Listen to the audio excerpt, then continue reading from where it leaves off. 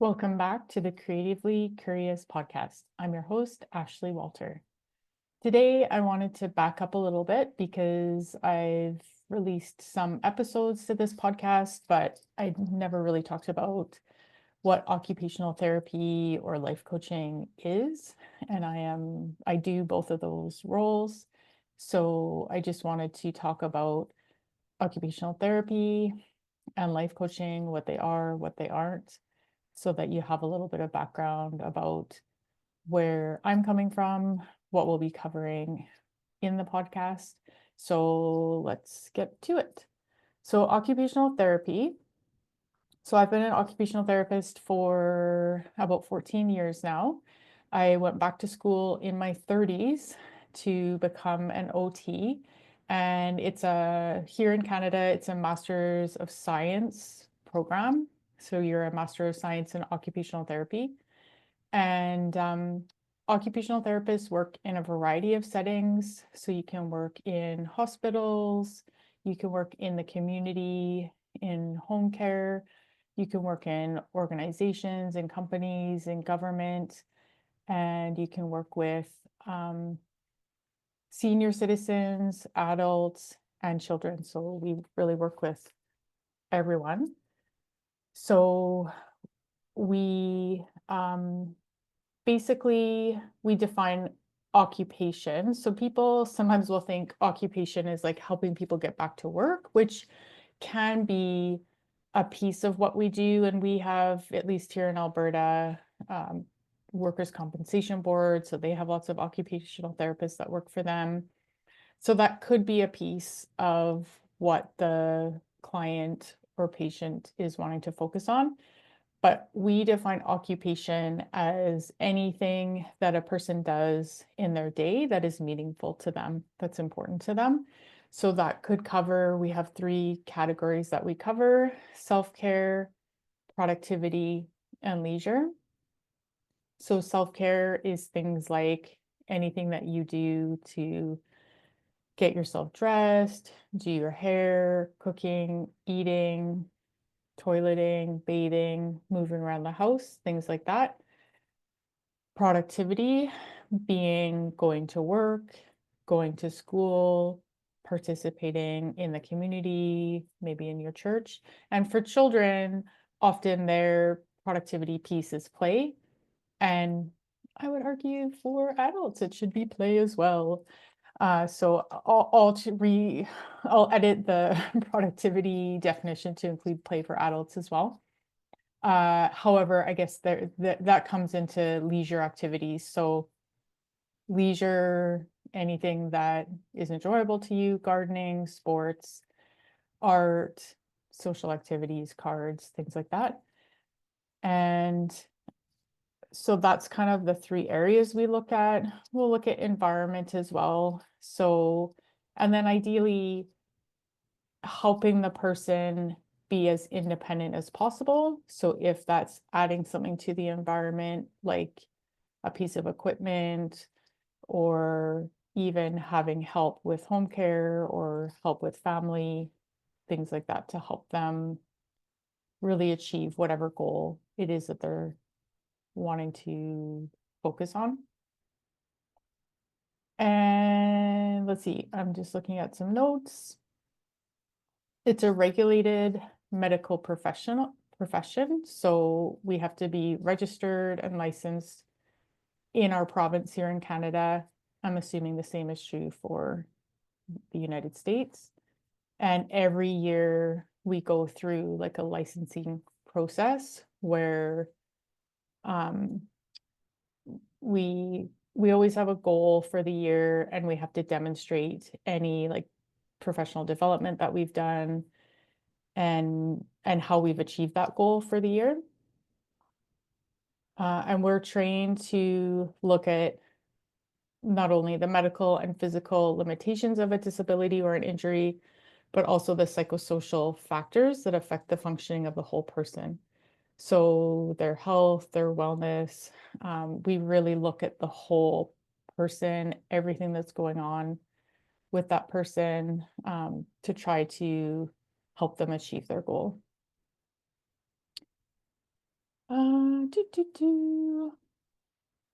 I think I've mentioned all of that. And oftentimes we'll work with occupational therapy assistants or um, just therapy assistants, they can be called. They help us a lot in what we do. And we're working lots of times with physiotherapists, with social workers, with psychologists, with the physicians. There's usually a whole rehab team, speech language pathologists. There's a whole rehab team that works together. Now, my experience has been mainly outpatients in an acute hospital. I did hand therapy, like supporting plastic surgeons and supporting orthopedic surgeons for quite a few years. I've also worked in the community, so in home care, going into people's homes and helping them there. I've worked at our rehab hospital here where I live, working with people with orthopedic injuries, strokes, brain injuries. I haven't worked a lot, so that's with adults, working with older adults as well. I haven't worked a lot with kids. I did a little bit of that in a placement and early on in my career, but I don't have a lot of experience with that. So that's a whole other kind of focus for sure for kids that I don't totally feel comfortable speaking to, but if anyone's interested, I know some pediatric OTs, so I could always interview some. And then also most recently we have a specific cancer hospital here. So they focus completely on patients who have cancer and their journey and how we can support them. So that's actually been interesting because there are specific needs for those patients that I wasn't aware of until recently. So I'm not going to get into specifics of that. I can do that on a later episode, but that's basically kind of a high level overview, and I can link to, we have a Canadian Association of Occupational Therapy. There's lots of information there if you're interested. And then I'll get into what life coaching is. So I'm a certified Martha Beck, she calls them Wayfinder life coaches. So if you've never heard of Martha Beck, please check her out. She's got lots of books that she's written, and she is Oprah's life coach and wrote for Oprah's magazine. She had a column in there for years, maybe still does. So what is life coaching? So when I'm working with a coaching client, I help to clarify and articulate what that client wants most from life and how best to achieve it. And I'll help support the client to overcome barriers so they can create the results they want in life, in work, in relationships, and spiritual growth. So I actually see quite a lot of overlap with occupational therapy and with life coaching, which is kind of neat. And those barriers can be lots of times it's in our thoughts, in our beliefs, but can be sort of in the environment as well. So I don't tell you what you should do because I've heard that quite a bit with coaching, which to me is more of a consultant role. So if you hire a consultant, you're hiring that expert to kind of tell you what they think you should do in your business or in whatever it is you've hired them to do. But life coaching, in my opinion, and how I was trained, should not be like that. It should be that I ask powerful questions to help you find your unique truth. So every path is going to look different. The questions I ask might be similar from person to person, but those questions will help you find what's most important to you, what your true desires are, where your limiting beliefs are. And it's particularly helpful if you feel out of balance or stuck in an area of your life. So, for example, you might be working too much and playing too little. You might want to pursue a new career or change jobs. You might simply want more to just feel more fulfilled or to feel a little bit more calm and peace in your life. And coaching is about creating results, not dealing with crises. So I think that might be where psychotherapy comes in, or like sort of these traumatic events or big things that happen. Coaching is more, looking to the future, looking at the present and looking at the future, and what change can happen in order to achieve the future that is ideal to you. So we're not really looking at past experiences or past events, although sometimes that comes up in a session, but typically then we would refocus to kind of present time or future. Coaching is confidential, so what happens in the session stays in the session, just like seeing a therapist. Sometimes I will take notes when I'm working with a client, and then I lock those away so they can't be accessed. And then when I'm done working with the client, then those notes get shredded.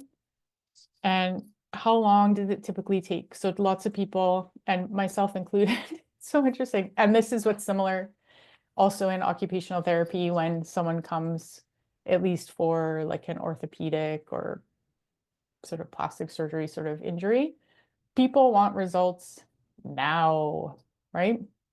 But it takes a while to achieve those results. And so just like anyone who came with like a broken bone, I would say typically it takes about a year to feel back to yourself. I'm not going to give a timeline for coaching, but if you want real lasting change and you're shifting like beliefs that you've held for most of your life, it takes some time. So the minimum that I work with somebody is 3 months. So 2 times a month over 3 months. And you can work with someone longer, 6 months, 12 months. I went to my coach I've been currently working with now for actually 2 years. And I thought, okay, yeah, 3 months. I'll work with her for 3 months. And it's helpful to me. And I keep kind of making changes and growing. And so until it doesn't feel helpful to me, it's something that I appreciate in my life and I value. So be open, I guess, to that. Is depending on what you're working on. Change typically is a little bit slower than maybe we would like to think. Now, I don't think that's always true. I don't think that has to be true. Um, you hear of people who take these massive leaps, but I think generally, if it's sort of like a slow, steady pace, then it's lasting and that will hold. Again, anything's possible. So how is life coaching different from psychotherapy? Life coaching is not psychotherapy. It's not mental health care. It's not counseling or advice giving. So, obviously don't come for that reason. Seek out that support if you need that support. It's not for like trauma or substance abuse treatment or anything like that. So you need a healthcare professional for that. So like I mentioned before, life coaching conversations are oriented around the future that the client is wanting to create. And then we partner to create that future that you've imagined for yourself. And if you're having trouble, because I know that can be true too, having trouble imagining that future, if you don't have an idea of what that future, because I've been there too, when you're feeling really stuck, you just can't even think of a future. And I've seen that lots actually with patients, occupational therapy patients, where it's just hard to even imagine that future. That's also where life coaching can come into play. So again, coaching isn't for a mental health issue or any sort of medical disease. You need to seek that out if that's what you feel that you need. So coaching is a partnership. And if some things come out in the coaching environment, which hasn't really happened to me so far, then I would suggest it, if I think that that's something that could support you, then I would say that, that, hey, have you thought about this? Or, and sometimes actually people they're already seeing a psychologist or some sort of counselor therapist, and life coaching can work in tandem with that support. So that's also something that sometimes people come already with that. Um, and I think that's about it. So life coaching for me has been really valuable.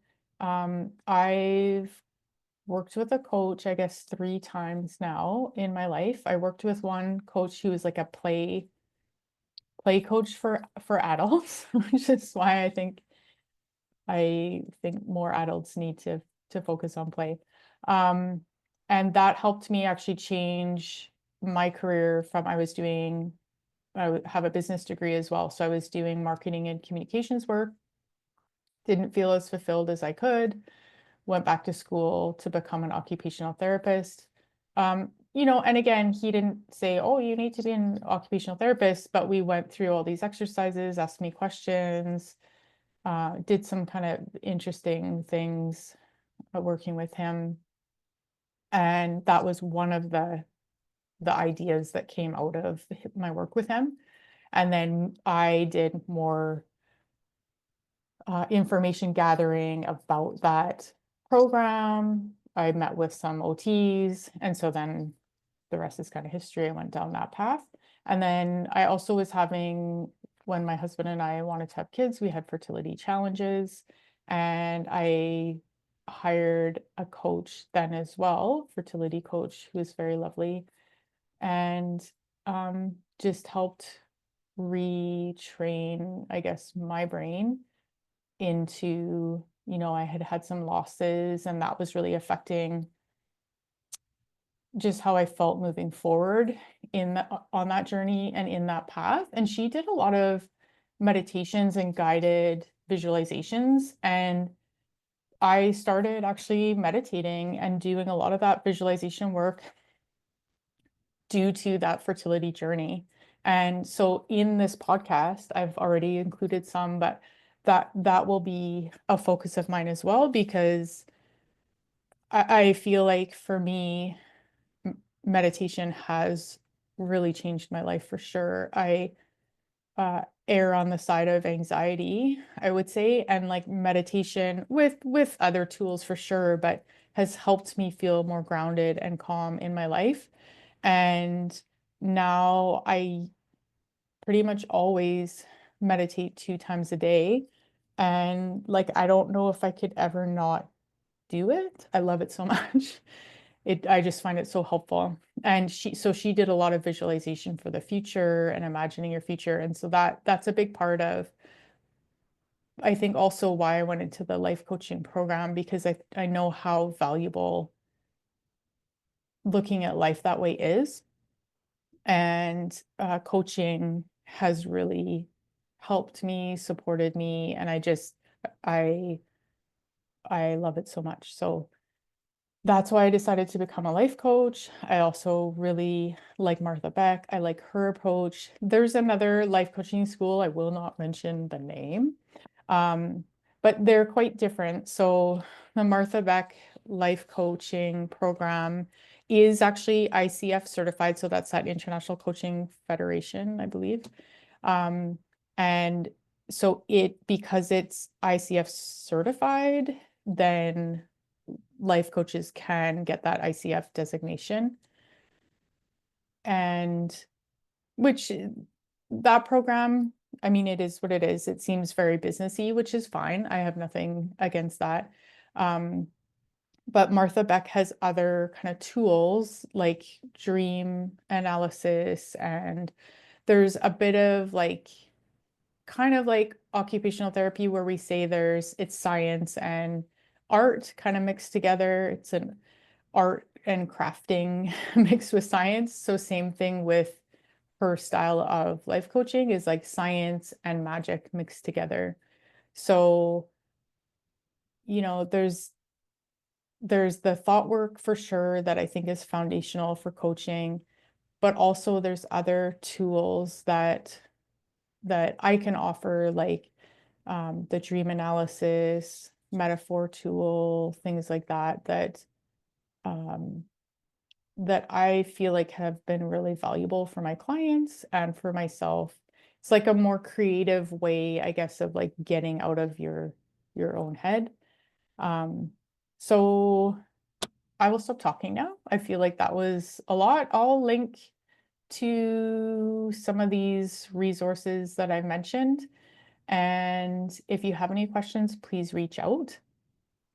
But there's a general overview of what occupational therapy is, what life coaching is, and hopefully how, if you're interested. Now, I'm not doing occupational therapy privately, so that's not a way that you could work with me, but life coaching certainly is. So I do that privately. We meet on Zoom. Although I'd be open, I've never done a session so far in person, but I'd be open to that for sure, meeting in person. Um, and generally the sessions are 60 minutes, meet twice a month, minimum of 3 months.